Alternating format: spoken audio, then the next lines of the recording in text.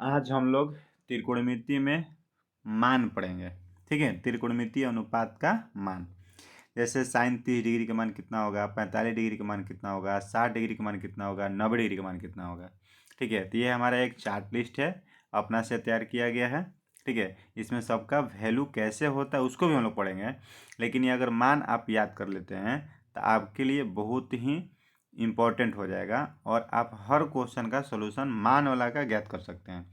लेकिन ये जो मान लिखा गया है ये सिर्फ 10th क्लास के लिए लिखा गया है। इसमें 0 डिग्री का मान है, 30 डिग्री का मान है, 45 डिग्री का भी मान है, 60 डिग्री का मान है और 90 डिग्री का मान है। 120 भी है, 135 भी, 150 भी है और 180 भी है। लेकिन हम लोग 10th क्लास में जो मान पढ़ना है वह 10th क्लास में मान पढ़ना है 90 तक।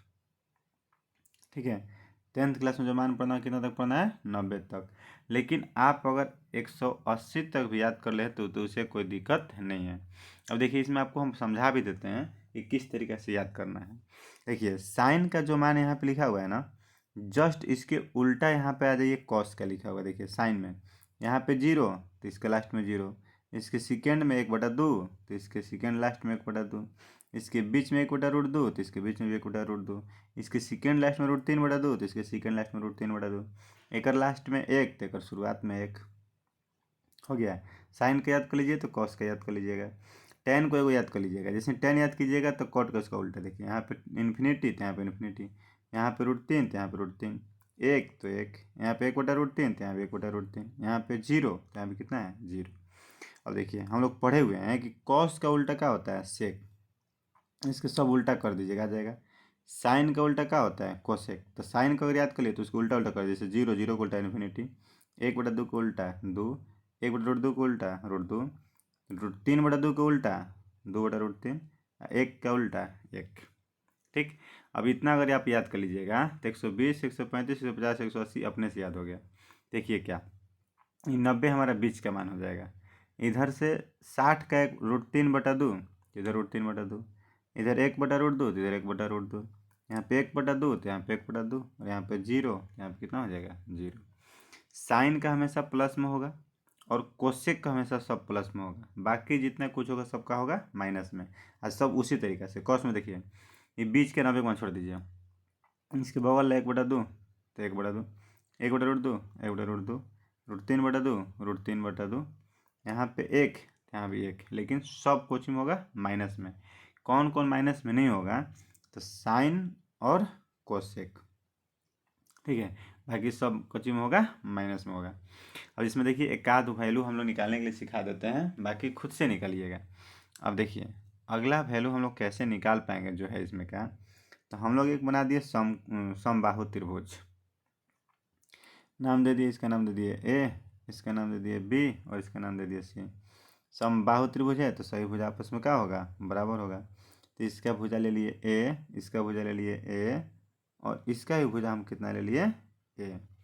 अब समबाहु त्रिभुज है तो एक लंब डाल सकते हैं। जैसे ही लंब डालेंगे तो 90 डिग्री, तो इधर भी कितना डिग्री होगा 90 डिग्री। अब नाम लिख देंगे तो ए बी सी नाम था तो लंब डाल देते हैं, यहाँ पे कितना हो गया डी। हम लोग एक चीज़ पढ़े हुए हैं, समबाहु त्रिभुज में जैसे लंब डालते हैं ना, वह लंब आधार को दो भाग में बांटता है। तो देखिए ये पूरा था a/2, सॉरी ए, तो यहाँ से यहाँ तक सिर्फ अगर लेंगे हम लोग, यहाँ से यहाँ तक तो ये होगा आधा a/2, इधर भी हो जाएगा a/2, दिक्कत है। फिर इसके बाद हम लोग यहाँ से AD तो निकाल ही सकते हैं, तो AD निकालेंगे तो AD एक प्रकार का क्या हुआ, लंब हुआ। तो AD बराबर हमारा क्या होगा, तो ये मान लीजिए समबाहु त्रिभुज की ऊंचाई है। एक तरह से समबाहु त्रिभुज की क्या है, ऊंचाई। और समबाहु त्रिभुज की ऊंचाई का फॉर्मूला होता है √3/2 गुना में कितना भुजा। तीनों भुजा पता चल गया। फिर एक चीज़ और हम लोग क्या पढ़े हुए हैं कि समबाहु त्रिभुज का प्रत्येक कोण कितना डिग्री होता है, 60 डिग्री। यहाँ भी कितना डिग्री होगा 60 डिग्री। ये पूरा कितना होगा 60, लेकिन आधा आधा भाग में बट गया, ये भाग सिर्फ कितना होगा 30। इधर का भी कितना हो जाएगा 30। ठीक है, तो एक हमारा एक समकोण त्रिभुज यहाँ पे दिखाई दे रहा है। और समकोण त्रिभुज हमारे यहाँ पे क्या दिखाई दे रहा है, कौन सा त्रिभुज दिखाई दे रहा है, तो ए बी डी। जैसे देखिए ए है बी आई डी, देखिए समकोण त्रिभुज है, थोड़ा ध्यान दीजिएगा। ए बी डी एक कैसा त्रिभुज है? समकोण त्रिभुज है। ये समकोण त्रिभुज, जब समकोण त्रिभुज हो गया तो इसके सामने कितना डिग्री, 90 डिग्री है, तो 90 के जस्ट सॉरी 30 डिग्री है, सॉरी हमेशा 30 डिग्री है। 30 डिग्री के जस्ट सामने वाले को क्या बोलते हैं? लंब। तो लिख दिए साइन 30 डिग्री बराबर लंब, तो लंब हो गया ए बट्टा 2, और फिर साइन का फॉर्मूला क्या होता है? लंब बट्टा में कर्ण, तो ये हमारा क्या हो गया? कर्ण। कर्ण का हो गया ए से का हो गया खत्म। जैसे ही ए से खत्म हुआ तो यहाँ पे कितना आएगा? साइन 30 डिग्री बराबर 1 बट्टा में 2। जस्ट इसी तरीके से किसका निकालेंगे? कॉस का। तो कॉस 30, कॉस का फॉर्मूला क्या होगा? आधार बट्टा में कर्ण, तो आधार ये हुआ ना, तो आधार हमारा कितना आया है? आधार तो ये हुआ, तो इसका है ऊंचाई, अर्थात तो √3/2 गुना में भुजा, और कर्ण क्या हो गया? ए, तो ए से क्या हो गया? खत्म। तो देखिए साइन 30 का मान 1/2, कॉस 30 का मान कितना आ गया? √3/2। उसी तरीके से चलिए tan 30, तो tan 30 का फॉर्मूला, तो tan लेंगे, तो लंब बट्टा आधार, तो लंब ए बट्टा में 2 आधार, सॉरी लंब कितना होगा? यहाँ देखिए लंब ये हो गया ए बट्टा 2, ठीक है, और 30 है तो ये हमारा क्या हो गया? आधार। तो आधार कितना हो जाएगा? √3/2 ए। और ध्यान देना यहाँ पे कैसे कटाएंगे, तो ये देखो नीचे से नीचे 2 से 2 क्या हो जाएगा? खत्म। ए से ए क्या हो जाएगा? खत्म। तो बच क्या गया हमारा? 1 बट्टा में √3। साइन निकल गया, कॉस निकल गया, tan निकल गया। जस्ट इसी तरीक़ा से इसी फिगर से हम लोग सेक, कोसेक निकाल सकते हैं और कॉट भी निकाल सकते हैं। जस्ट अगर इसी को हम लोग 60 पर लेंगे, ठीक है, तो 60 पर लेंगे तो क्या होगा? थोड़ा सा इस पर ध्यान दीजिएगा। हम लोग इसे 60 पर लेंगे तो लिखेंगे साइन 60। अब साइन 60 लेते हैं, तो साइन 60 लीजिए, साइन 60, तो ये हो गया 60। 60 के जस्ट सामने ये हमारा हो जाएगा लंब, होगा। तो इसका मान देखिए कितना है? √3/2 गुना भुजा, और कर्ण, कर्ण कितना हो जाएगा? ए से क्या हो गया? कट गया, तो कितना गया? साइन 60 का मान √3/2। उसी तरीके से कॉस 60, जब कॉस 60 चलेंगे तो कॉस 60 में क्या होगा? कॉस का फॉर्मूला आधार बट्टा में कर्ण, तो आधार हमारा यहाँ पे कितना होगा? तो जब 60 पे चलेंगे तो ये हुआ लंब, तो ये हमारा क्या हो जाएगा? आधार। आधार का मान हो गया a/2, कर्ण का मान ए, तो ए से खत्म। तो cos 60 का मान कितना आ गया? 1/2 tan 60। tan का फॉर्मूला तो लंब बटा आधार, तो 60 के जस्ट सामने लंब, तो लंब क्या है? √3/2 गुना भुजा, और आधार, आधार का हो गया a बट्टा में 2। देखिए अब यहाँ पे 2 से नीचे 2 कट गया, ए से भी कट जाएगा, तो सिर्फ बचेगा √3, निकल गया। अब इसको एक बार नहीं 2 बार देखिए, आपको सब चीज़ समझ में आ जाएगा। जब साइन निकल गया, कॉस निकल गया, tan निकल गया, तो कॉट भी निकल जाएगा। जस्ट इसी तरीक़ा से, ठीक है। और हम लोग एक समकोण त्रिभुज लिए, और समकोण कैसा त्रिभुज लिए थोड़ा सा ध्यान दीजिएगा। ABC 90 डिग्री समकोण त्रिभुज लिए, जिसमें 2 भुज आपस में बराबर हो। 2 भुज आपस में क्या बराबर? तो ये अगर ए, तो ये होगा कितना? ए, तो ये कर्ण हो गया, तो कर्ण वाला फॉर्मूला होगा अंडर रूट लंब स्क्वायर प्लस आधार स्क्वायर, तो कितना हो जाएगा? √2 गुना में क्या आ जाएगा? भुजा। और जब दोनों बराबर है तो ये देखिए अकेले 90, तो ये दोनों मिला के कितना होना चाहिए? 90, तो ये कितना हो गया? 45। अब यहाँ पे देखिए साइन 45 डिग्री का मान कितना हो गया? तो साइन 45 पे जब चलेंगे, ठीक है, तो 45 जस्ट सामने ये हो गया लंब, तो ये हमारा क्या हो गया? आधार, और ये हमारा क्या हो गया? कर्ण। तो साइन 45 लंब और बट्टा में कर्ण, तो 2 से 2 का हो गया, ए से ए का हो गया खत्म। बच के साइन 45 का मान 1/√2। जस्ट कॉस 45 निकालेंगे, यही चीज़ लिखेंगे। आधार कॉस 45 है ना, तो ये हो गया आधार, तो आधार का मान भी कितना हुआ? ए कर्ण का मान √2 गुना ए से क्या हो गया खत्म। tan 45 लंब और बट्टा में आधार, ये हो गया लंब, ये हो गया आधार, ए से क्या हो गया खत्म। तो sin 45 cos 45 और tan 45 सबका निकल गया।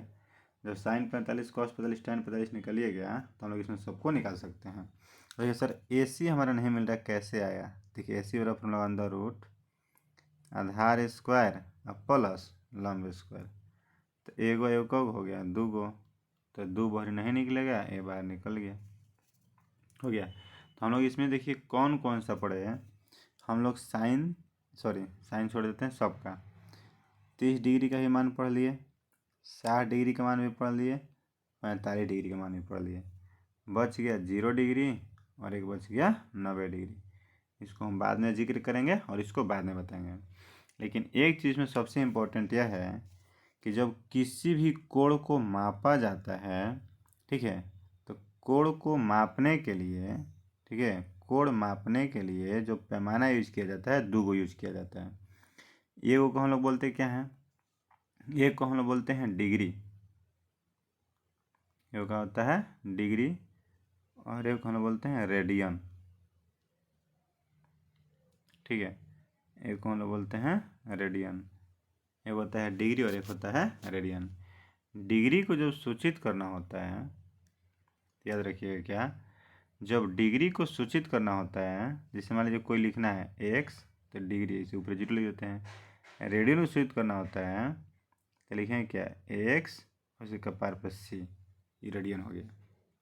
अभी देखिए इसमें होता क्या है, रेडियन डिग्री में संबंध, दोनों मापक है कोण मापने वाला।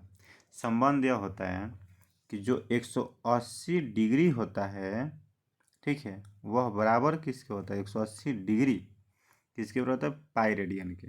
180 डिग्री पर याद रखिएगा पाई रेडियन, 180 डिग्री पर कितना होता है, पाई रेडियन। अगर ये बात याद हो गया तो बहुत सारा चीज़ याद हो जाएगा।